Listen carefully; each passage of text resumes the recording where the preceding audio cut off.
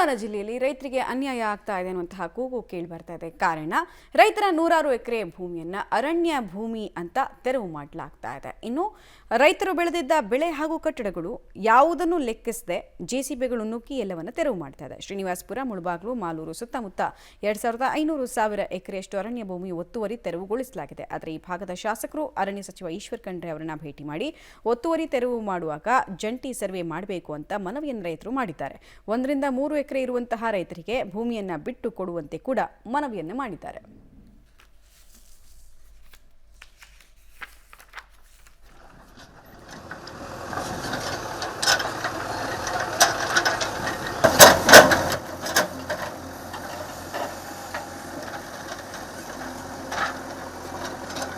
ಅರಣ್ಯ ಸಚಿವರಲ್ಲಿ ಮೇಟ್ ಮಾಡಿ ರೈತರಿಗೆ ಇವಾಗ 1917ನಲ್ಲಿ ನಮ್ಮ ಜಾಗ ಫಾರೆಸ್ಟ್ ಜಾಗ ಅಂತ ಹೇಳ್ತಾರೆ, 1913ನಲ್ಲಿ ಫಾರೆಸ್ಟ್ ಜಾಗ ಅಂತಾರೆ.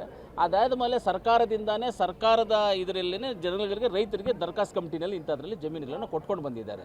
ಇದು ಕೊಟ್ಟಿರೋದು ಬಂದ್ಬಿಟ್ಟು ಬೇರೆ ಯಾವುದೋ ಸಂಸ್ಥೆ ಕೊಟ್ಟಿಲ್ಲ, ಸರ್ಕಾರದ ಗಮನಕ್ಕೆ ಬಂದು ಕೊಟ್ಟಿರುವಂಥದ್ದು. ಅವತ್ತು ದರ್ಖಾಸ್ತು ಕಮಿಟಿಯಲ್ಲಿ ಕೊಟ್ಟರೆ ಅವತ್ತು ತಹಸೀಲ್ದಾರ್ ಗೊತ್ತಾಗುತ್ತೆ, ಎ ಸಿ ಗೊತ್ತಾಗುತ್ತೆ, ಡಿ ಸಿ ಗೊತ್ತಾಗುತ್ತೆ, ಅದು ಕಮಿಷನರ್ವರೆಗೂ ಗೊತ್ತಾಗುವಂಥ ದರ್ಖಾಸ್ತು ಕಮಿಟಿನಲ್ಲಿ ಕೊಟ್ಟಿದ್ದಾರೆ ಅವತ್ತು. ಇವತ್ತು ನೀವು ಯಾವುದೋ ಹಳೆ ಡಾಕ್ಯುಮೆಂಟ್ ಇಟ್ಕೊಂಡು ನಮ್ಮದು ಅಂತ ಮಾಡೋ ತಪ್ಪು. ಜಂಟಿ ಸರ್ವೆ ಆಗಲಿ, 30 ವರ್ಷ 35 ವರ್ಷದಿಂದ ನಮ್ಮ ಹತ್ರ ಡಾಕ್ಯುಮೆಂಟ್ಸ್ ಇದೆ, ಹಂಗಾದ್ರೆ ಅದು ಡೂಪ್ಲಿಕೇಟ್ ಡಾಕ್ಯುಮೆಂಟ್ಸಾ?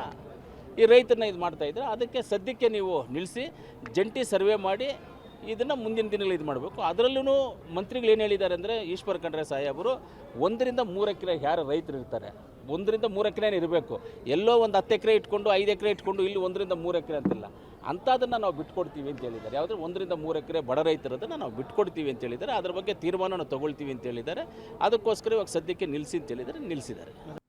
ಮಾಲೂರು ತಾಲೂಕಾ ಲಕ್ಷ್ಮೀಸಾಗರ ಪ್ಲಾಂಟೇಶನ್ ಅಂತ ಏನಿದೆಯೋ ನಮ್ಮದು 1936ನಲ್ಲಿ ರಿಸರ್ವ್ ಫಾರೆಸ್ಟ್ ಆಗಿ ನೋಟಿಫೈ ಆಗಿದೆ. ಇದರಲ್ಲಿ ಲಕ್ಷ್ಮೀಸಾಗರ ರಿಸರ್ವ್ ಫಾರೆಸ್ಟ್ ಮತ್ತು ಲಕ್ಷ್ಮೀಸಾಗರ ಎಕ್ಸ್ಟೆನ್ಷನ್ ಅಂತ ಇತ್ತು. ಲಕ್ಷ್ಮೀಸಾಗರ ಎಕ್ಸ್ಟೆನ್ಷನ್ ರಿಸರ್ವ್ ಫಾರೆಸ್ಟು 350 ಎಕರೆಷ್ಟು ಇದೆಯೇ. ಇದರಲ್ಲಿ ಆಲ್ಮೋಸ್ಟು ಎಲ್ಲ 350 ಎಕರೆ ಅಷ್ಟು ಅರಣ್ಯದನ್ನು ಸುಮಾರು 50ರಿಂದ 60 ಜನರು ಸುಮಾರು 5ರಿಂದ 20 ಎಕರೆದಷ್ಟುವರೆಗೂ ಒತ್ತುವರಿ ಮಾಡಿಕೊಂಡಿದ್ದಾರೆ. ಕೆಲವರು 25 ಎಕರೆ 35 ಎಕರೆದಷ್ಟು ಒತ್ತುವರಿ ಇದೆ. ಇದರಲ್ಲಿ ಸುಮಾರು 7-8 ಎಕರೆದಿಂದ 10 ಎಕರೆ ಮೇಲ್ಪಟ್ಟು 20 ಎಕರೆ ಮೇಲ್ಪಟ್ಟು ಅವರು ಇದ್ದಾರೆ. ಇಲ್ಲಿ ಎಲ್ಲರದ್ದು ದಾಖಲಾತಿಗಳು ನಮ್ಮ ಕಡೆ ಇದೆ. ಇವರು ಸಾಕಷ್ಟು ಟೈಮ್ ನಾವು 64A ಪ್ರೊಸೀಡಿಂಗ್ಸ್ ಮಾಡಿದ್ದೀವಿ ಕಾನೂನಾತ್ಮಕವಾಗಿ. ಮತ್ತು ನಮ್ಮ 64A ಪ್ರೊಸೀಡಿಂಗ್ಸ್ ವಿರುದ್ಧ ಮತ್ತು ಇವರು ಕೋರ್ಟ್ಗೂ ಹೋಗಿದ್ದಾರೆ, ಹೈಕೋರ್ಟ್ಗೆ ಹೋಗಿದ ಮೇಲೆ ಕೇಸು ನಮ್ಮ ಪರವಾಗಿ ಇದೆ.